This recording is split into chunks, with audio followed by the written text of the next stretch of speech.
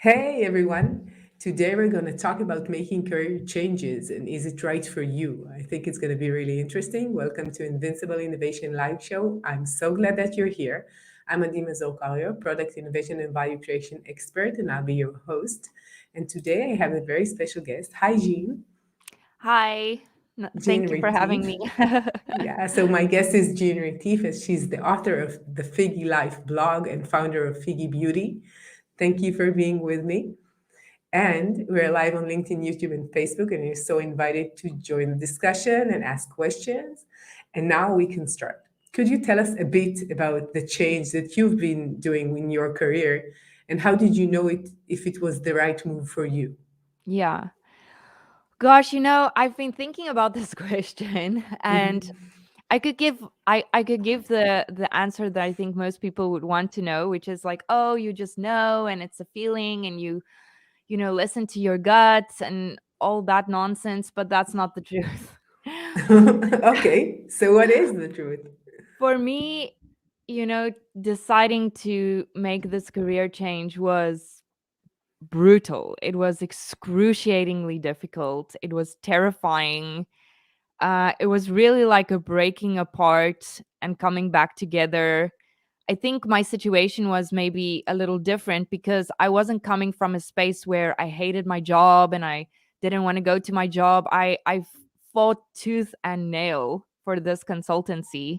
Nobody believed in it, and it was such a success for 13 years. We did so many amazing things, so it felt like my baby. And I've never been the type of person that's like a career adventurist. Once I'm committed to something, I completely commit, and that's me. That's it for Yeah. easily the rest of my life. So coming to a decision and realizing that I had to make a change was really difficult for me to do because I was dealing with a lot of things. I was dealing with, first of all, the sense of failure. Did I fail? And that's why I have to make this change. What's wrong with me? Why am I all of a sudden in this stage of my life so deeply, deeply unhappy and deeply unfulfilled? Um, it's also the stage of your life where your kids are toddlers, there are school fees, there's a house payment. Of course. You're contributing to the financials of the household.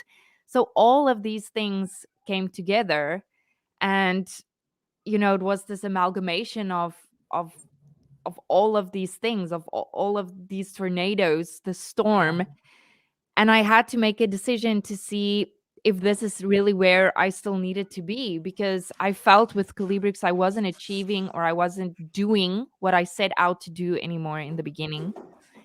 And I had health issues. I was diagnosed with panic disorder, which had grown significantly worse. And I had to sit down and get honest with myself and ask myself if this is really still where I wanted to be. Yeah. And that's how I decided. But it was not an easy decision and it was Yeah. not overnight. It was really, really difficult. Could you tell us what you've done before and what is the change after? So, what did you move from? Yeah, I was a human rights consultant. So my PhD is in international criminal law and international human rights law. So my consultancy, we developed human rights projects and human rights programs in various countries.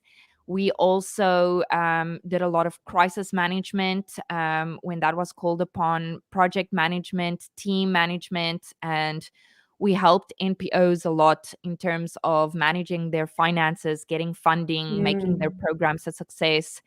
So yeah. that So, is really my.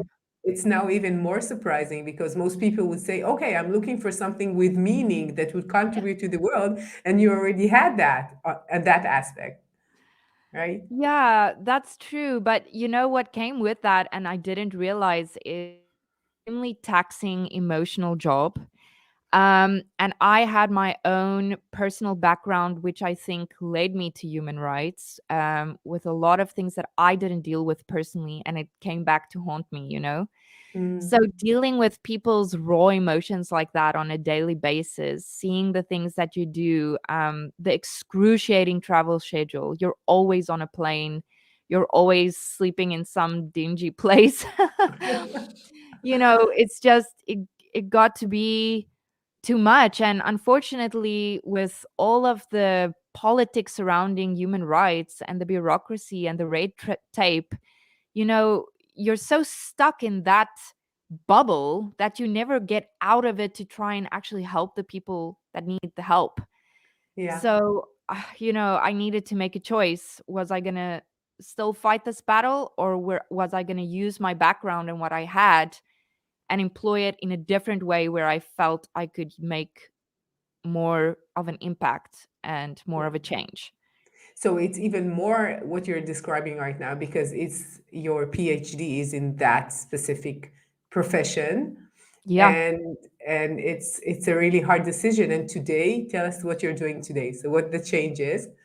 Yeah, so I basically founded FIGGI. FIGGI is a blog and a podcast and a lifestyle brand with a skincare line.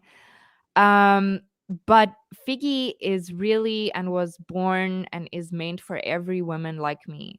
That's in this stage of your life and you just feel something isn't working, but you don't have any place where you can say it. You can't say it at work because then you will be seen to be weak. You can't say you have issues like panic disorder because you're just stressed. Everybody else can handle stress. Get on the train. You can do it too. You know, you're so scared of judgment. You're so scared of failure. You have nowhere to go where they don't tell you, oh, be positive. Just believe yourself into a better space. Just think everything better. No, Figgy is for everybody like me who has struggled and achieved and is still looking for some kind of personal and professional purpose, but where they want to go to say, you know what? It's okay not to be okay. I'm not okay. Life sucks at the moment. Everything terrifies me. And I just want a space where I can be real.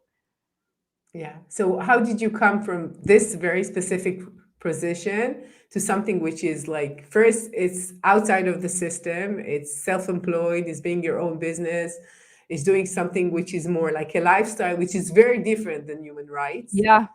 Yeah. So it's like the other side of just thinking about like lifestyle and it's like the other side of what we are thinking about when you're thinking about human rights and who are we dealing with and how did you make that? Yeah, I mean, for me, it was actually quite a natural shift. But I can understand from the outside, it looks like day and night, you know. Yeah. But I did a lot of, as part of my consultancy in Calibrix, I did a lot of mentorship. So I was basically taking that package that I had developed for over a decade and putting it into a space where I had more control over the message and how it gets to the people who need it. And I wasn't constantly being halted by all of these third parties and elements telling me what I can't and can't do. And, so for me, that was kind of the natural progression. And in terms of lifestyle and it being more of an inner work, that was also my natural progression from having to sit down and get really open and honest with the issues I didn't deal with in my life. My childhood sexual abuse, really difficult family relationships, my panic disorder and how that's affected my life and my career. And I talk about all of these things very, very openly and extremely honestly on Figgy. Mhm. So for me, it was a natural progression if you look at it that way. But from the outside, I can understand it. It looks completely Yeah. different. No. And do you think that there is some kind of stage? What would make some, we have many people, I think that about 80% of people, I have read the research, are not pleased with their position in their work. They're not pleased. It could be maybe they want to be somewhere else, maybe they're not pleased with their boss, whatever, and they're not doing any changes. And do you think that there is some kind of a stage or an opportunity that you know that right now is a better time for me to deal with this and change is hard, so I need the energy to do so?